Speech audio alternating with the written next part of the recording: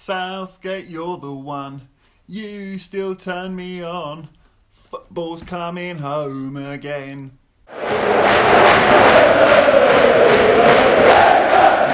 Hi everyone and welcome back to my channel. To finish out our celebration of the Euros, we are reviewing Bend It Like Beckham. So Bend It Like Beckham tells the story of Jasminda Bamra, who is an Indian girl growing up in Hounslow, London. She is a massive Manchester United fan,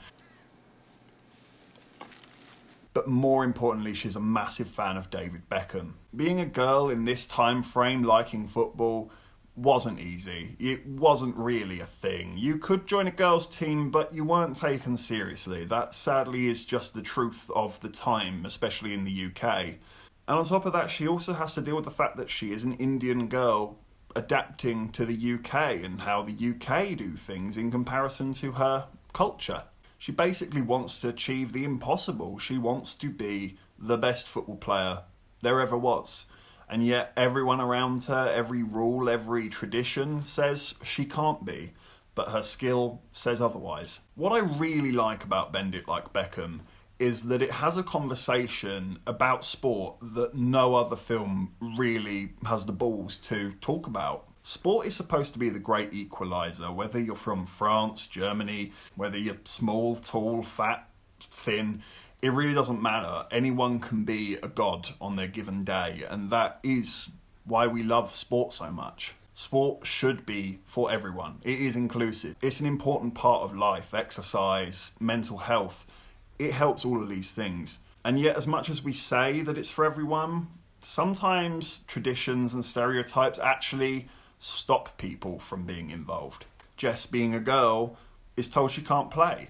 Jess, being an Indian, is told she can't play. Not only from the footballing aspect of saying, this is how we do things, adapt or die, but also her family, who do not understand the importance of football to her. They do not understand why she likes it so much. This isn't what good Indian girls do. That's it. No more soccer. But I'm really good. What did I do wrong in my past life? She really is the black sheep, and she's trying to find her way.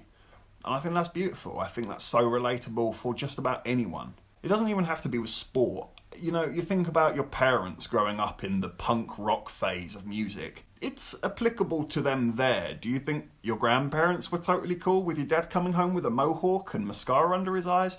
Probably not. No, they probably thought he was insane as well. Whereas your dad saw it as, I like the Sex Pistols.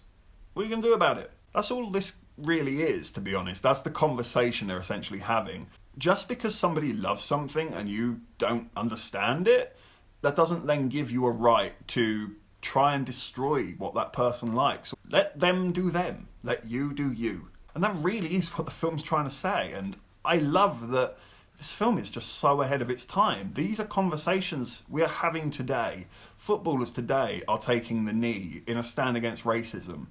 These are real topics. These are real situations. And this movie came out in 2002. Bravo. Genuinely bravo. I just want to talk about my favourite character in this film, and it's the sister, Binky. Yeah, she's a bit of a self-obsessed arsehole who just judges everyone that she crosses paths with. But what I really like about Binky is the relationship she has with her sister, Jasminda.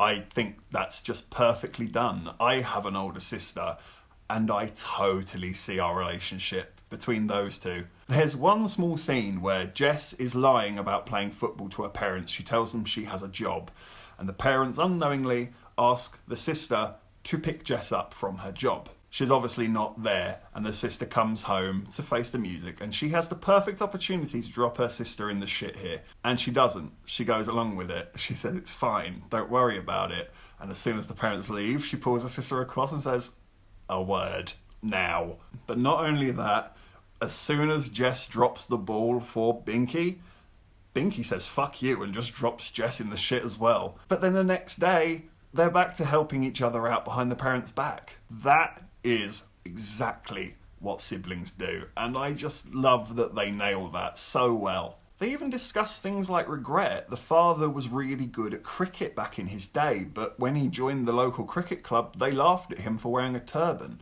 and he took that to heart He felt like, I can't do this. I cannot be in with that crowd. They are not my people. And that's really hard to feel, actually. It doesn't sound like much, but I've been rejected from sports at times. I've not been good enough to make a team. I've not had the right qualifications to take that job that I'd really wanted. It does hurt when it happens, and it can seriously demotivate you. I really like that they addressed that. And another part that I thought was really well done is, as much as they discuss the racism in football, they also actually acknowledge the fact that the Indian culture is also quite racial towards white people, and even more so to black people. They very much are in the belief that we stick to our own, thank you very much, and that is how that is. They don't lambast any religion or any belief, they just put it out there and say, it's kind of crazy world we live in, isn't it? Keira Knightley's mum, and actually just while we're talking about Keira Knightley, I look at that performance and she's so young there, and yet it also seems so obvious that she went on to become the star that she is, because both her and Parminda Nagra, who plays Jasminda, they're both excellent. Jonathan Rhys-Meyers as well, he's great too. Again, you can see how he went on to be such a big star as well, with that much talent at such a young age. Everyone absolutely kicks arse in this film.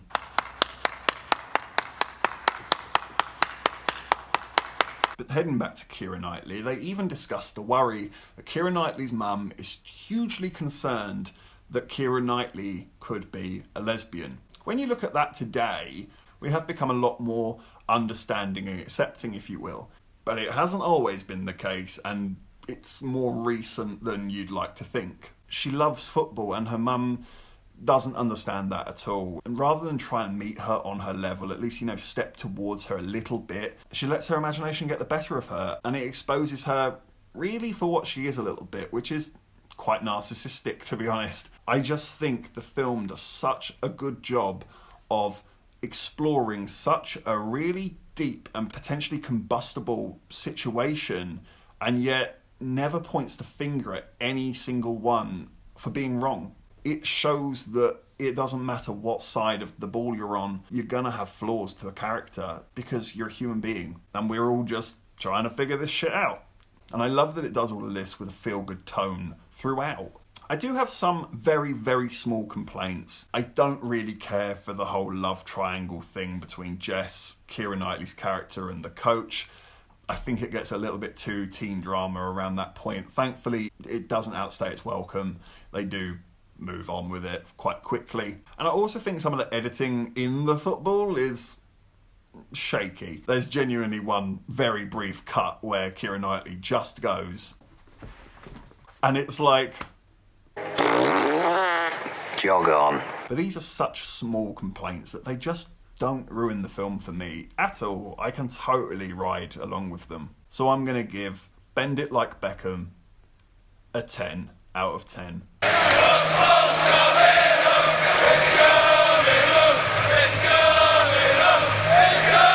Thanks for watching this review.